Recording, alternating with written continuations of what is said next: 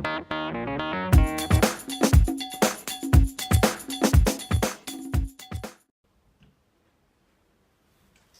and don't forget, come back next time when your uterus is expanded 500 times its normal size, because that's when you know you're having a baby. Oh, bungleberries! Marcy, can you please send into the next patient into my surgery, please? Hello, and I'm Dr. Regina Fallopian, and today I'll be talking to you about the wonders of Down Under, aka the female reproductive system. The female reproductive system is designed to carry out several functions. The main purpose is to transport the ovum cells into where it can be fertilized, and to also nourish a growing baby within the body and to produce hormones. If it wasn't for the female reproductive system, none of us would be here. First we have the two ovaries. The ovaries produce hormones such as estrogen and progesterone. Inside the ovaries, the eggs are produced, getting ready to be fertilized. Next we have the fallopian tubes. They are there for the eggs to travel through each month, from the ovaries and into the uterus. The uterus is a hollow pear-shaped organ that is there for developing a potential fetus. The uterus is divided into two parts. The cervix, which is the lower part that opens into the vagina, and the main body of the uterus, which is called the corpus. Now, the cervix, as we said before, is the lower part of the uterus. Its function is to enable the menstrual blood from the uterus to the vagina. It is also there to direct the sperm into the uterus and allow the eggs to be fertilized. Now, I've already given you a diagrammatic representation of the female reproductive system. Now, I'd like to give you an outline of how this system works. First, the ovaries produce the female egg cells. They are either called the ova or the oocytes. The ova cells are then transported to the fallopian tube, where the fertilization by a sperm may occur. The fertilized egg then moves into the uterus. The uterus by this point has a thick lining of blood and fluid because of hormones, which nourish the egg cells and allow the egg to potentially grow. However, if the egg is not fertilized, the uterus lining and egg will travel through the uterus and into the cervix, as it is too heavy for it to no longer hold, finally exiting the body out through the vagina.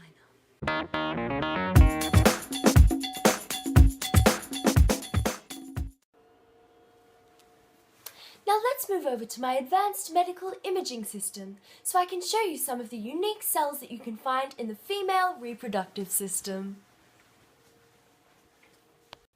Now first we have the haploid gamete cells. These are special cells designed to join up. They're found in both male and female reproductive systems. The male cell has XY chromosomes, whereas the female cells have XX chromosomes. Now the combination of X from the woman and Y from the male creates a male fetus, whereas an X from the woman and an X from the male creates a female fetus. Haploid gamete cells have half the normal number of chromosomes. When the chromosomes join up to create one cell, this is called a diploid zygote. Zygotes contains DNA from both the mother and the father. This provides enough genetic information to create a baby. Now I hope I've cleared things up for you about chromosomes and zygotes, but now I'd like to move on to the cells within a uterus. So, the uterus in the system is made up of many different cells. The primary part of the uterus is the middle layer, also known as the myometrium. It is made up of smooth muscle cells.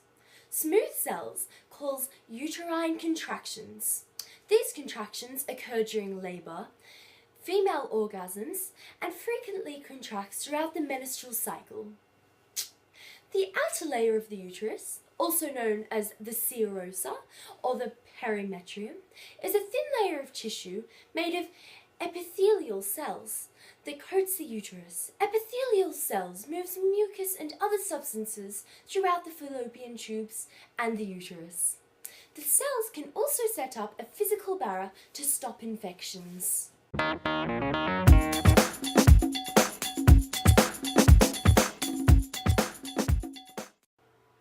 Now, the reproductive system doesn't just work in isolation. It interacts with many other systems in the human body. Now let's go back to my advanced medical imaging system to show you what I mean.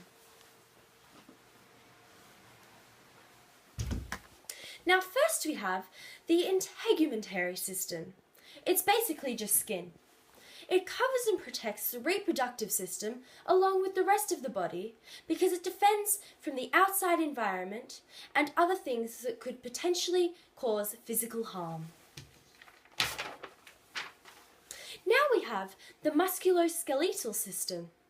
This helps the internal systems by giving them shape and support, enabling movement throughout the system.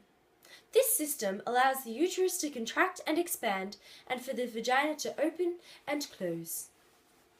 So next we have the respiratory system. This allows the body to absorb oxygen and get rid of other gases such as carbon dioxide. This helps the reproduction system as it allows a growing fetus to be able to breathe and can deliver food and nutrients, which is vital to any living thing. The endocrine system secretes hormones throughout the system, such as estrogen and progesterone, and testosterone for the male reproductive system. Without the endocrine system, the sexual and reproductive organs wouldn't be able to function properly. And finally, we have the immune system. The immune system fights against things like unwanted bacteria and viruses. Without this, the reproductive system could be harmed.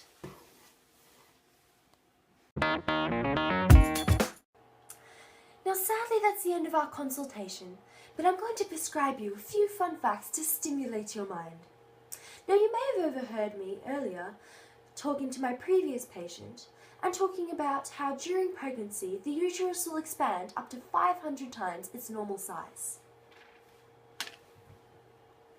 Every human spent about half an hour as a single cell. A baby girl is born with 6 to 7 million cells which may develop into eggs, but actually only about 400 eggs are released during a woman's reproductive life. A giraffe's reproductive system is about 4 meters off the ground, and giraffes give birth standing up, so the baby needs to brace itself for a long fall. So here is your medicine. Take one of these each day with a glass of water and call me if pain persists. Marcia will collect your $7 Medicare co-payment fee on the way out. Cheerio!